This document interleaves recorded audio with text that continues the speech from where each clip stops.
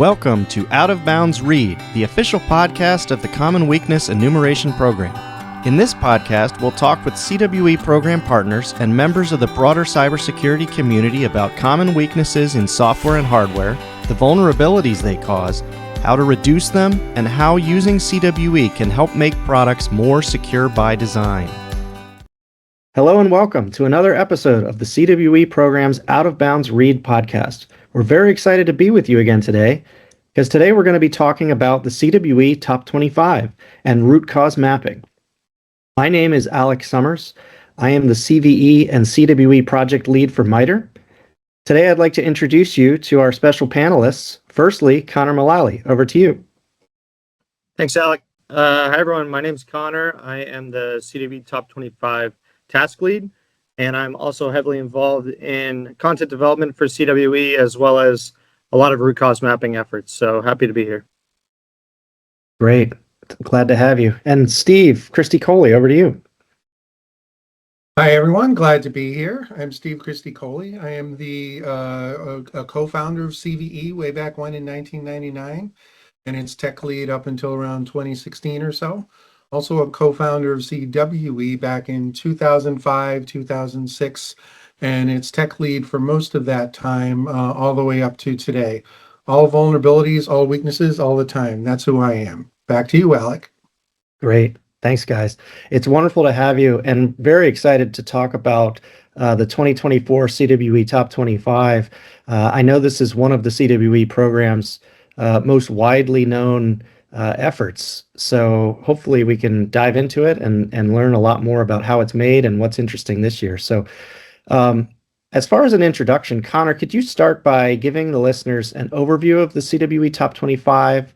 What's its purpose? Why is it such a critical resource for cybersecurity professionals? Yeah, sure thing. For those in the audience that aren't aware, the Top 25 Most Dangerous Software Weaknesses list, it highlights the most severe and prevalent weaknesses associated with public CVE records over the last year. To get to our process, the first part of the process is ensuring that the CWE mappings for these CVE records are as accurate as possible. And the second part is actually calculating the ranked list that we put out. This list is calculated using two metrics, the first being severity, which is the average CVSS score for the vulnerabilities associated with the given CWE, and the prevalence, which is the number of times the CVE record maps to a certain CWE. So the end result being a ranked list of 25 software weaknesses that the community should be very aware of. And with over 900 weaknesses across the CWE corpus, it can be a tall task for software developers to get informed on software weaknesses. So the top 25 list aims to create a subset of dangerous weaknesses found in proven real-world vulnerabilities that developers and security professionals can use as a good starting point for education and research. And not only does the top 25 list provide a useful source for software weakness education, it also provides useful research into trends of weaknesses throughout the industry and enables organizations to make informed decisions in software security and risk management. Trend analysis in the past has shown commonly occurring classes of defects such as memory safety or injection, which these trend analysis can help drive architectural decisions to eliminate these defects, such as shifts towards memory-safe languages. So those are just some of the few benefits to the list to the community. Yeah, benefits to the list and driving architectural decisions to eliminating defects is really an important thing. Thanks for that, Connor. Steve, can you take us through a little bit of the history of the top 25?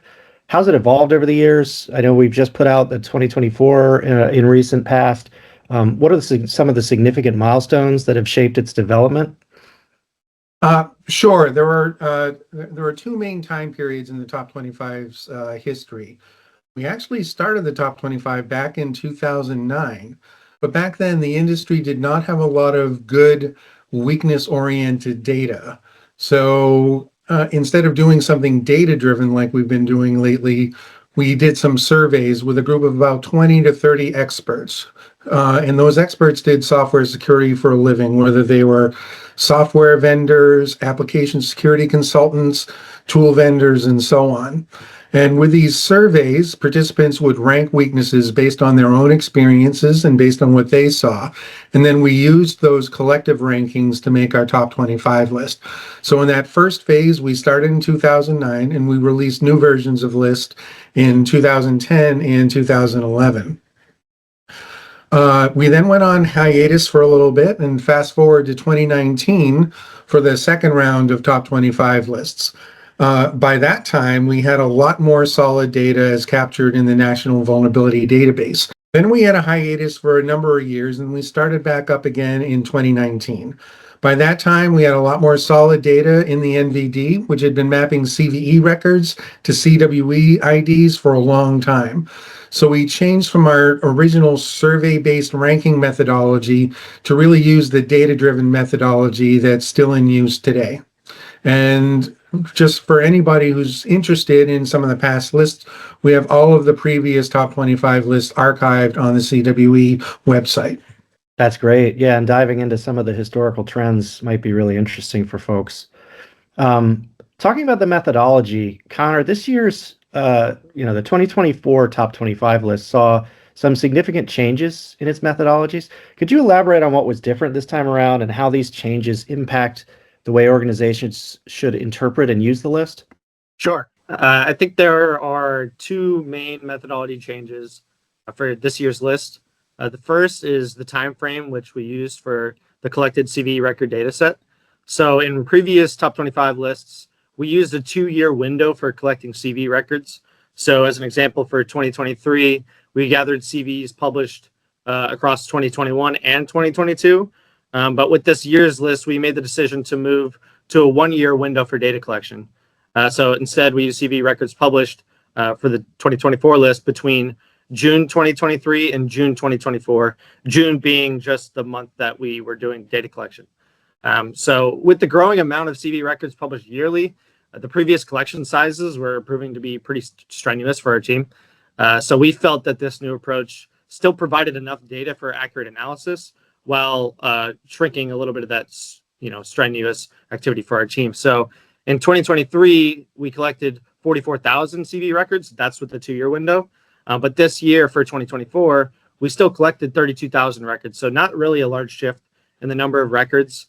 So we still that's still enough data for our data collection.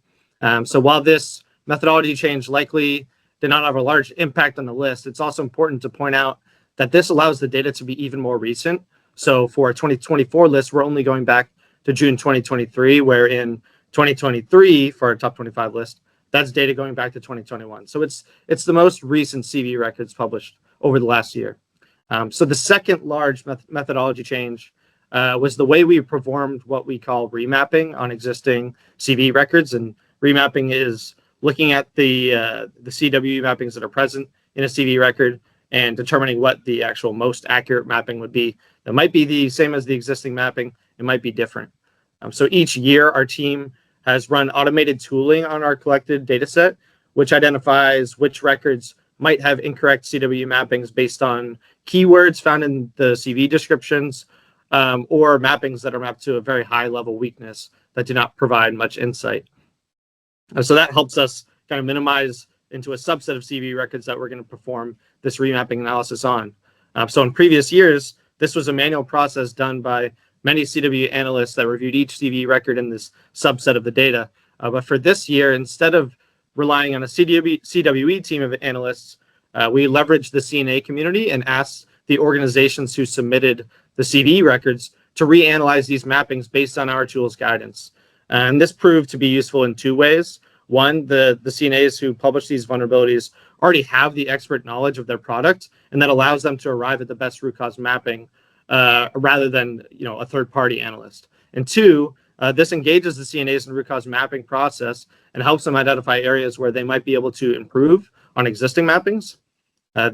This effort was a great success for us in our eyes. We sent out 10,000 CVE records to almost 250 different CNAs. We got responses from around 60% of those CNAs, and that covered around 25% of the total records collected. So a lot of great engagement from the community. And it's important for the community viewing this list to understand how this impacts the list itself. Because the CWE team didn't do our own analysis on the mappings, this list reflects the state of mapping directly from CNAs in the community. And it's also a good way to see what kind of mistakes CNAs might be making and what types of things they might be mapping effectively. And that's what's different from previous years when we're kind of looking only at how the CWE analyst team is mapping these CVE records. Thanks, Connor. Yeah, that's very valuable to know because as we know from the CVE program, CNAs really are the authorized agents for disclosure and knowledge about the vulnerabilities in a particular scope. So their buy-in and involvement in this process of identifying accurate root cause mappings via CWE is really valuable, and we're very thrilled to see that. Pretty exciting news. So as far as insights from the 2024 list, Connor, what are some of the key insights and trends that emerged from the 2024 CWE Top 25 list? Was there anything that jumped out as interesting or surprising? And how should organizations leverage this analysis to improve their security posture? Yeah, there were a couple of surprising results from this year's list. The first comes to mind is, CSRF, cross-site request forgery, moved up in the list, was number 9 in 2023, and now number 4 in 2024. This could have been caused by many factors, which we could speculate on, but the main takeaway is that this weakness proved to be more dangerous in 2024, and the industry should take note to ensure they are correctly implementing CSRF protections. There were some high-level classes of CWE mapping, such as code injection or improper privilege management, and these also moved up in the list. These are, root cause mappings that in the past, with the presence of, useful CVE information to do mappings, the CWE analyst would likely have mapped them to more specific children. So for code injection, something like OS command injection might be more specific. This shows situations where CNAs might be mapping to high-level CWEs a little too frequently. And while the high-level CWE mappings might be the best options based on the information present, we hope to shift the root cause mapping community to use more precise CWE options when available. And apart from movements in the list, we saw the usual suspects in the top 3. This is cross-site scripting, out-of-bounds write, and SQL injection. These weaknesses should remain at the forefront of vulnerability consideration going into 2025 by the community, especially since they all have well-established and known mitigation strategies. Yeah, great point. Steve, beyond the top 25, the CWE program has published other important publications like On the Cusp and Stubborn Weaknesses and Top Weaknesses in the KEV list, these kinds of trend analyses. Could you discuss how these resources complement the top 25 and what trends they reveal about the current threat landscape? Sure. Let's go through each of those lists that you mentioned. So the On the Cusp list, that includes 15 additional CWEs that did not make it into the top 25 this year. Close but no cigar, as it were. So some mature organizations may feel like they already have a good handle on the top 25. And so the Cusp list helps them to branch out even further. The Cusp list generally includes weaknesses that are starting to get more frequently reported. So, for example, this year's On the Cusp list saw 5 new entries added, including CWE 843, which is for type confusion. That's actually a very commonly exploited weakness as seen in the CISA KEV list, but not something that's really been in the top 25 before. And yet it seems to be rising in frequency and severity. And as Connor talked about, there is movement up and down the list. And while we see that kind of movement every year, we've also seen that many of the same weaknesses continue to show up in the top 25 year over year, as Connor had previously talked about. We refer to these as stubborn weaknesses because even when there's been so much attention, so much education given about these weaknesses, so many different kinds of mitigations and controls available to avoid them in the first place, for whatever reason, the industry just can't seem to get rid of them. So these stubborn weaknesses include things, as Connor had mentioned, like out-of-bounds writes, cross-site scripting, SQL injection, a lot of the known usual suspects. But it also might include others that you might not necessarily think of right off the bat. So knowing about these stubborn weaknesses really can help us collectively reassess what we've been doing in the industry in the past and help us to try and figure out why isn't it working? Why aren't these things gone? And then last but certainly not least, we also report on the top weaknesses in the KEV list. So it turns out that of the tens of thousands of CVEs that get published each year, only a small percentage of those CVEs are really observed to have been exploited in the wild. And these CVEs are tracked by CISA in the known exploitable vulnerabilities list. That's what we call in the shorthand the KEV list. So what we do for the top 25 work is we take all the CVEs from KEV, we determine what the root cause weaknesses are for those CVEs. That is, we obtain the CWEs and get the inputs from CNAs about them. And then we take those KEV CVEs and the resulting CWEs, and then we perform a custom ranking. And we use the same scoring methodology that we have for the top 25. And then that way we get to see the weaknesses that are the most dangerous, the ones that are most frequently encountered, the most severe weaknesses that are seen in the real world exploitation of vulnerabilities. And so organizations can use this kind of information to further help them prioritize their development efforts and how to avoid these weaknesses in the first place, and maybe even how to design systematic protection mechanisms against exploitation of those weaknesses. So you might think, well, okay, all the top weaknesses from KEV would probably be the same as the top 25, but it turns out that's actually not the case. So for example, cross-site scripting and CSRF are in our top 5 for the top 25 from 2024, and yet XSS and CSRF are rarely included in the KEV list at all. And there are some memory safety weaknesses such as type confusion and use after free. These are not the regular old classic buffer overflows, and these appear frequently, and yet they rank much more highly within the KEV list than they do in the general list. So these kinds of additional reports that we provide, this additional commentary, can help industry-wide to help us figure out how to root out these CWEs and anticipate other CWEs that are coming up and becoming more frequently reported that will be even more of a problem in the future. That's fascinating. Yeah, thanks, Steve. I know that there's a lot of discussion around prioritizing CVEs and understanding, important elements of that include not only things like severity or prevalence, but also things like exploitation. So these kinds of trend analyses are really valuable. One of the things that we know and we've heard a lot about is mapping and the usage of certain CWEs. And there's also a lot of features in CWE about how to do mapping better, including labels and some notes.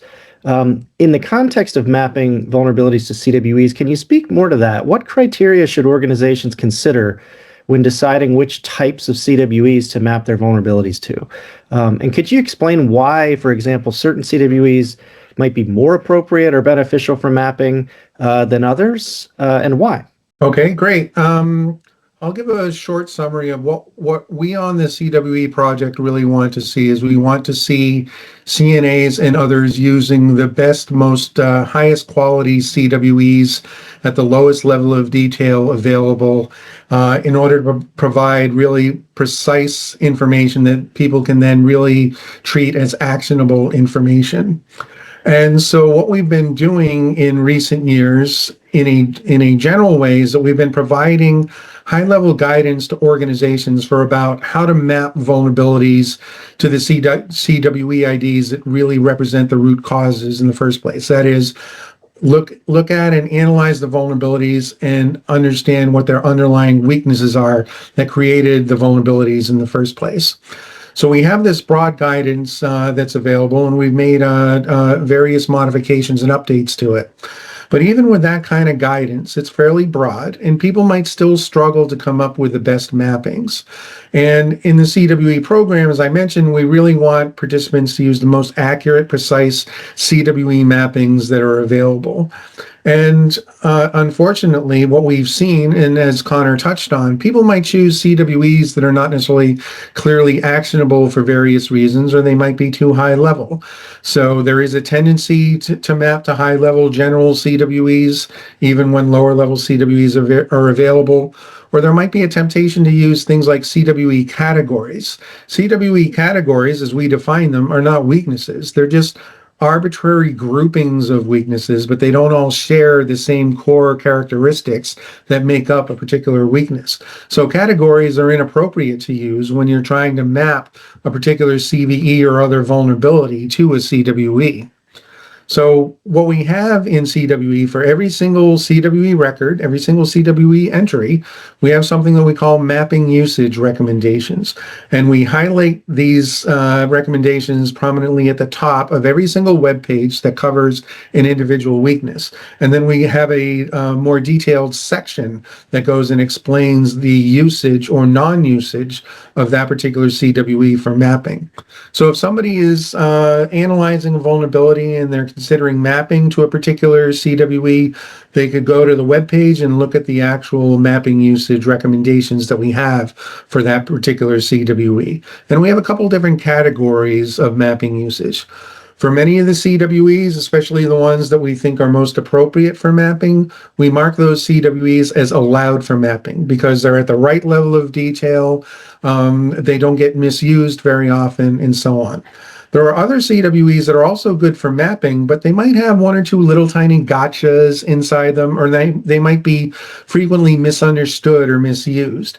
And for those, we mark them as allowed with review. They're still allowed to be used, but we want to signal to the mapper that they need to be especially careful in reviewing their decision and in analyzing their vulnerability to be sure that if they're choosing that particular CWE, they want to be pretty sure that they're correct.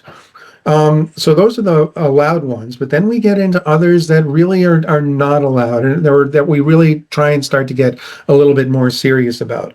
Some CWEs we label as outright prohibited for use in mapping. That could be because they're categories, as I talked about before, and categories are not weaknesses. So if you're trying to do root cause analysis of a vulnerability, a category is not appropriate to use in that place. Or the entries might be deprecated. And there are other criteria that might cause a CWE to be outright prohibited. If you use that CWE for mapping, you're making a mistake, basically. And then finally, so we have the stuff that's allowed, and then the stuff that's outright prohibited. And then we have a little more of a gray area of mapping usage called discouraged, where we might discourage the usage of a particular CWE for mapping, but it may be allowed in some cases. Chances are, if a CWE has been labeled as discouraged for mapping, that generally signals that the mapper can probably find better options available to them. So, for example, we have some very high-level CWEs that are labeled as discouraged because on a very high frequency, very regularly, the mappers can find other lower level CWEs that might be better. We don't prohibit these CWEs outright because they might be useful in some cases, but generally those kinds of mappings really should only be used with the utmost of care. And when we give these mapping recommendations, we also, in the mapping usage section, we also point users to other possible CWEs that might be more appropriate for the vulnerability that they're analyzing. The end goal being to help users to produce better, more accurate, and more precise mappings. One thing that we're starting to use these mapping usage recommendations for is for trend analysis across the entire repository of vulnerabilities that are publicly reported. It's a rough check to see how good the industry is being with respect to CWE mapping.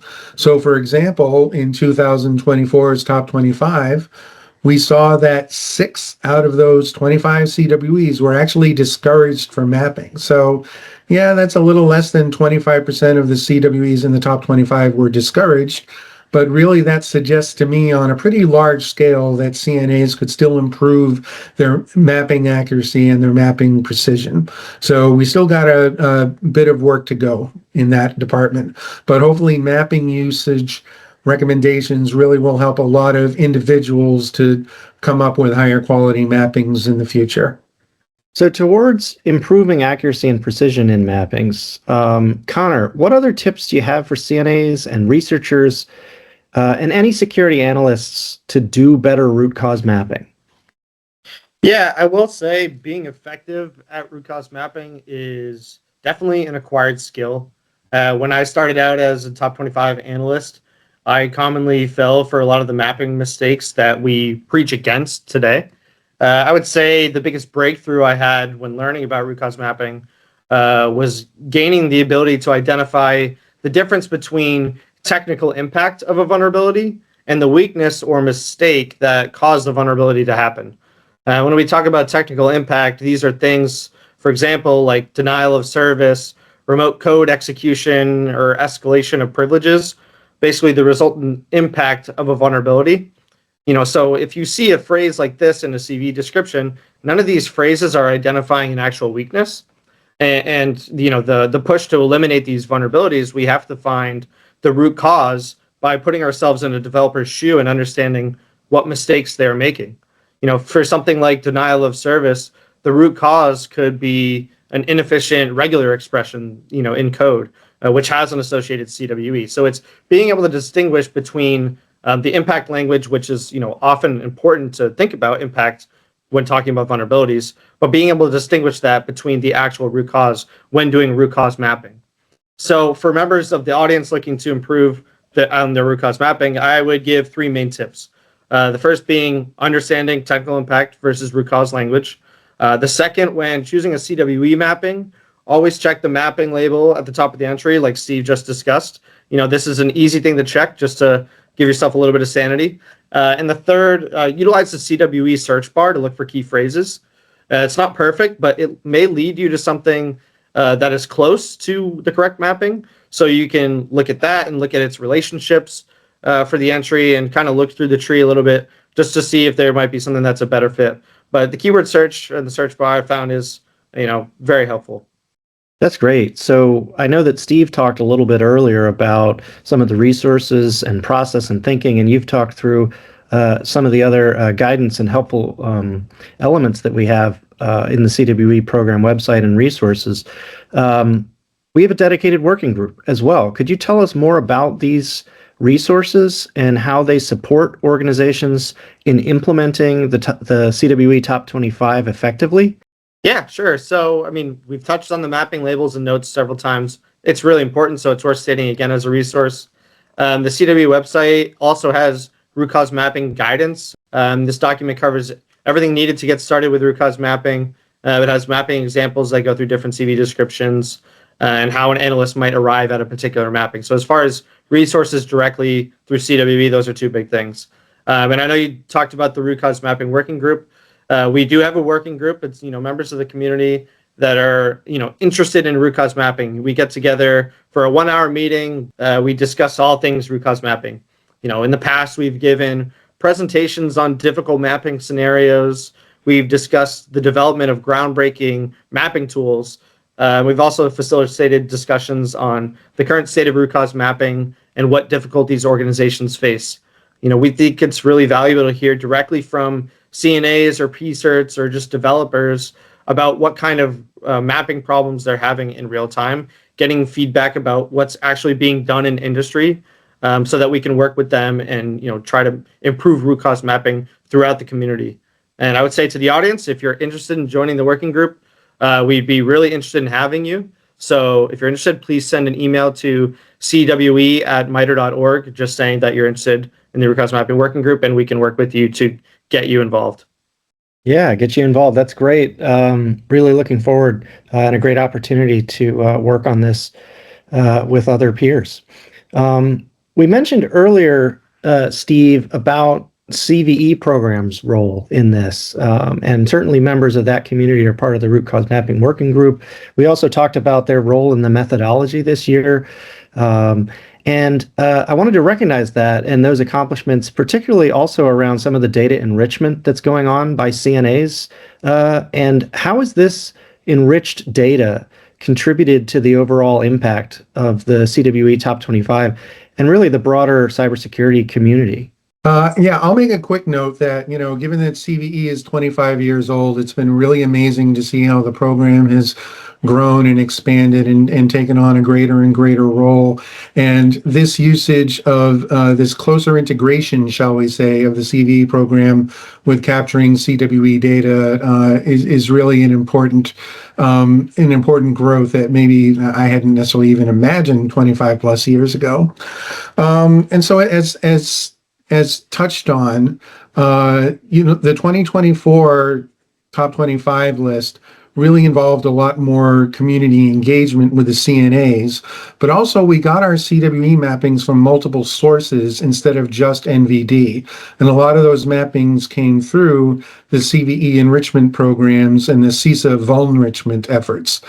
This kind of additional data was really helpful for us back in 2024 because of all the well-known problems that NVD encountered that year. And this was really the first time that we also directly engaged with so many CNAs about CWE mappings, as Connor had touched on already. And to me, the number of responses we received, it was really very heartening. And it really shows that many CNAs are taking mapping seriously, that is, mapping to CWEs. And another thing is, from our communications with CNAs that happened during the top 25 effort, it's really pretty apparent that our suggestions and our comments are going to help them to produce better mappings in the future. And so better CWE mappings in CVE means a better understanding of the entire software security landscape, really, from a root cause analysis perspective. And the CNA engagement is really very helpful and with the CVE community in general, because on the CWE side, we really believe that for any vulnerability, the developer is in the best position to really perform accurate, precise CWE mapping. This is because the developer has full access to the source code. They have to perform some kind of root cause analysis in order to fix the vulnerability in the first place. So historically, though, CWE mapping has been done by third parties, NVD, or us on the MITRE side when we were creating previous top 25 lists. Those of us as third parties don't necessarily always have full details available to us as might be available to the developers. And so sometimes you would be in situations where you would be forced to use highly general CWEs or even omit a CVE from the top 25 analysis entirely because we simply didn't have enough information to do an accurate CWE mapping.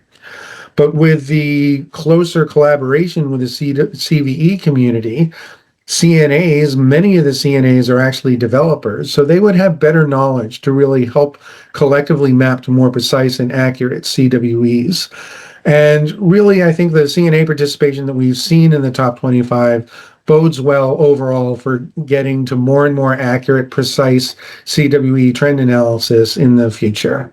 Couldn't agree more. This has been fantastic. And understanding the value of root cause mapping and correlating CVE records with CWE entries really brings a lot of value and does inform a valuable feedback loop for CNAs and for others in the community who are looking to address whole classes of problems and stop repeating these kinds of problems. So really, really appreciated this conversation. Thank you so much, Connor and Steve, for joining us on this episode of the Out of Bounds Read podcast. It's been great to have you. Thank you. Yeah, thanks, Alec. Thank you for listening to another episode of the Out of Bounds Read podcast. If you like what you heard, please let us know. Visit us on our website at cwe.mitre.org to learn more about the program and how to get involved, submit content ideas for review, or find out where to follow us on social media. We'll see you next time.